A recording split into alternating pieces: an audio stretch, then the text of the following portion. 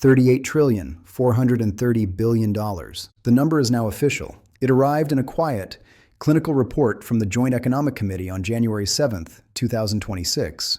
It is a milestone that marks the end of one financial era and the violent beginning of another. To look at this number is to look at the sun. It is blinding, and the longer you stare, the more it burns. In just 1 year, the United States added $2.25 trillion to its ledger. In 5 years, the total has grown by over $10 trillion. We are no longer observing a budget deficit. We are observing a runaway train that has lost its brakes on a downward slope. This is the weight of $38 trillion. If you were to stack 38 trillion $1 bills, the pile would reach the moon 14 times over. It is a number so large it ceases to be money and becomes geography. It becomes the atmosphere. It is the invisible tax on every breath of the American economy. Every single person in the United States, from the infant born this morning to the retiree in a nursing home, now carries a silent shadow, a $113,000 share of a debt they did not sign for. For an average household, that burden is $285,000. The most terrifying part of the January 2026 report is not the total itself. It is the velocity. Between October and December of 2025, while the world was distracted by government shutdowns and political theater, the debt jumped by a full $1 trillion in 60 days. That is the fastest accumulation of debt in human history outside of a global pandemic. At this current speed, we are adding $8 billion every 24 hours. Every hour, $330 million. Every minute, $5.5 million. This is not just a budget problem. It is a countdown. By April 5th, 2026, the math suggests the clock hits 39 trillion. For decades, the national debt was a ghost story told by politicians to frighten voters during election cycles. It was a number on a screen that seemed to have no real-world impact. People grew numb to the warnings because the lights stayed on and the shelves stayed full. But something fundamental shifted in the early 2020s. The inertia broke. Historically, debt was a tool used for emergencies. You borrowed to fight a world war. You borrowed to survive a Great Depression. You borrowed to build a transcontinental railroad. Once the crisis passed, you stopped. But in the last 5 years, the United States has added more debt than it did in the first 200 years of its existence combined. The emergency has become the baseline. What changed was the price of the habit. For nearly 15 years, the world lived in a fantasy of cheap money. Interest rates were near zero. Borrowing was effectively free. The government could take out trillions of dollars, and the monthly payments were so low they were almost invisible. It was like living on a credit card that charged no interest. You could keep spending forever, as long as the bank didn't reach its limit. But the fantasy ended, inflation returned, and the central banks were forced to raise rates to protect the currency. Interest rates represent the price of borrowing money. When they rise, the cost of maintaining old debt skyrockets. By the start of 2026, the average interest rate on this mountain of debt climbed to 3.36%. In a vacuum, 3% sounds harmless, but when you apply it to $38 trillion, the math becomes a monster. The interest payments alone now exceed $1 trillion a year. We have entered the interest trap.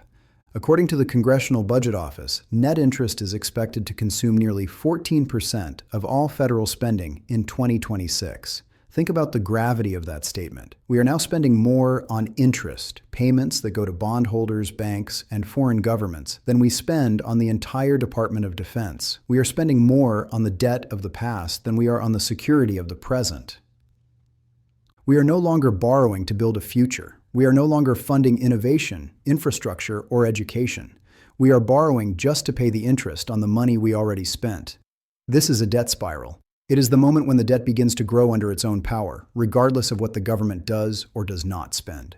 Even if we stopped every government program tomorrow, the debt would continue to climb because the interest never sleeps. To understand how the trap snaps shut, we have to look at the plumbing of the system. The government does not just print money at a central office whenever it needs to buy something. It sells treasuries. A treasury is an IOU issued by the government, promising to pay the lender back their principal plus interest over a specific time. These are the bricks that build the $38 trillion wall. Who is buying these bricks? The list is long. It includes foreign governments like Japan, the United Kingdom, and China. It includes massive commercial banks and pension funds. It includes the Social Security Trust Fund itself. People buy treasuries because they are considered the risk-free asset. They are the bedrock of the global financial system. The entire world's wealth is built on the assumption that the US government will always pay its bills. But there is a dangerous mechanic at play called the rollover. Most of this 38 trillion is not long-term debt. A massive portion of it is short-term. It is due in 2 years, 1 year, or even a few months, when a $1 trillion bond from the low-interest era of 2020 matures. Today, the government does not have $1 trillion in cash sitting in a vault to pay it back. So, they roll it over. They issue a new bond to pay off the old one. It is like using a new credit card to pay off an old one. But here is the catch. The old bond had an interest rate of 0.5%. The new one, issued in the 2026 market, has a rate of 4%. Suddenly, the cost of that specific debt has increased eightfold. This is why the debt is exploding, even when there are no new major spending bills. It is a compounding machine. The January 2026 data shows that interest paid to trust funds alone has reached over $260 billion in a single year.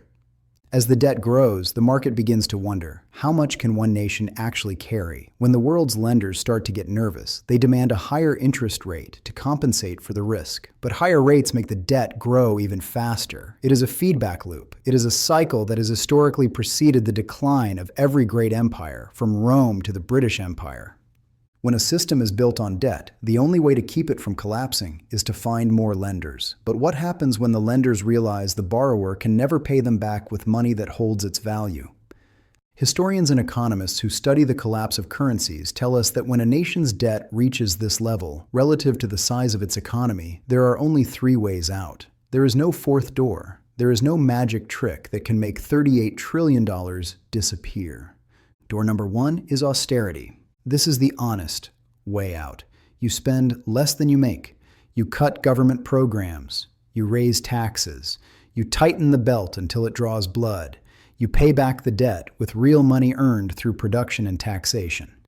But in a modern democracy, austerity is almost impossible. No politician wins an election by promising to give the people less. Cutting Social Security, Medicare, or the military is seen as political suicide. To cut our way out of $38 trillion, the US would have to run a massive surplus for decades. In the current political environment, that is a fantasy. The public has become addicted to government spending, and no one wants to be the one to turn off the lights. Door number 2 is growth.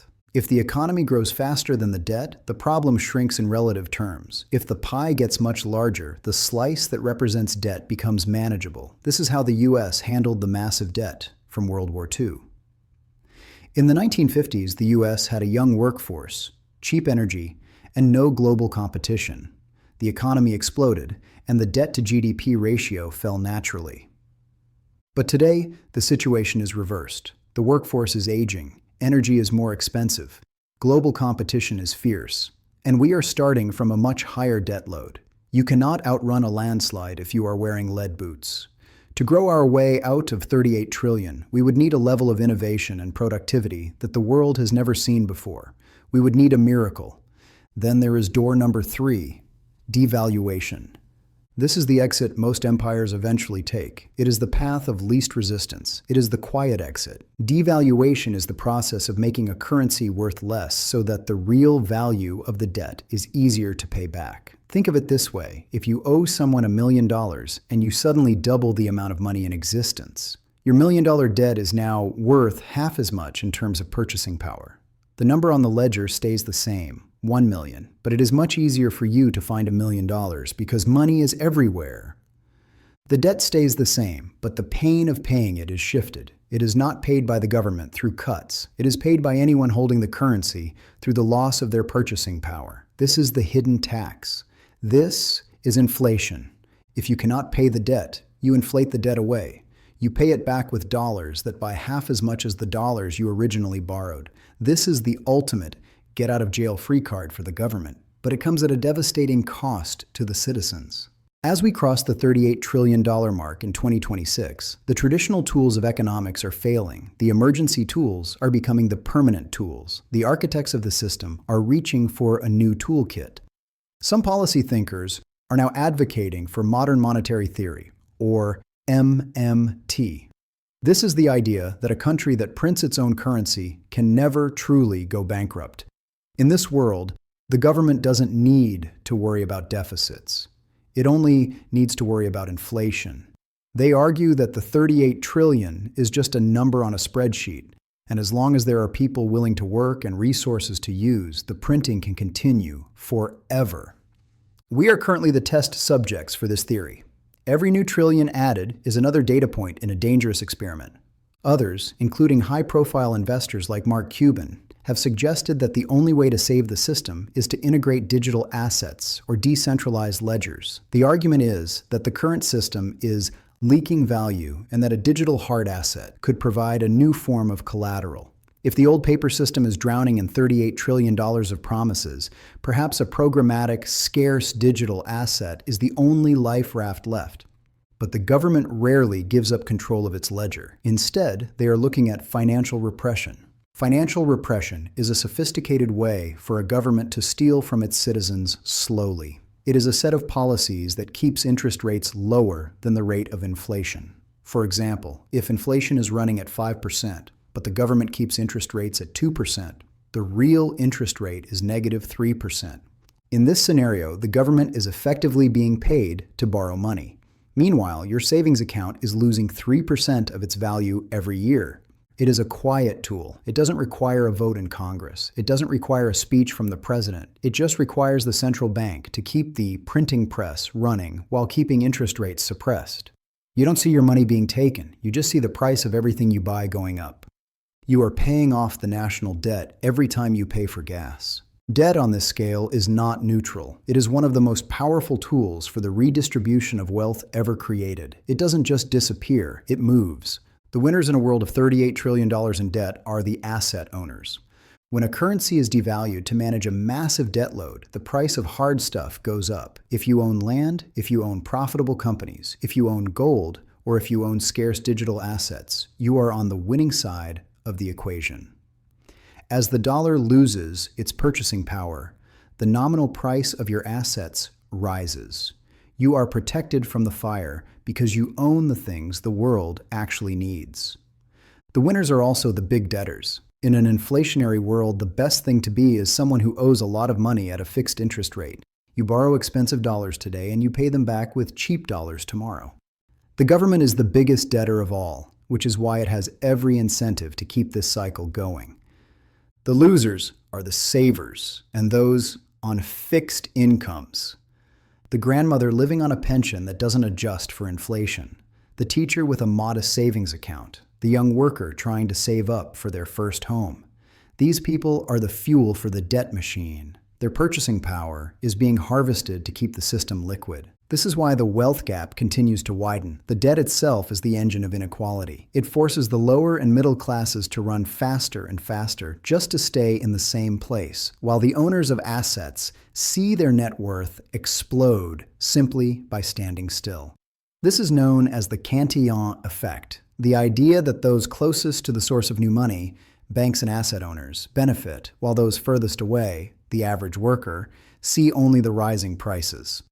The January 2026 report shows that the debt per household is now over $285,000. Most households do not have $30,000 in savings, let alone nearly $300,000 to pay their share of the bill. The debt is a ceiling that is slowly lowering on the middle class. The $38.43 trillion we see today is a milestone, but it is not the end. The Joint Economic Committee projections show no sign of a slowdown. The rhythm is set. $8 billion a day, $1 trillion every few months.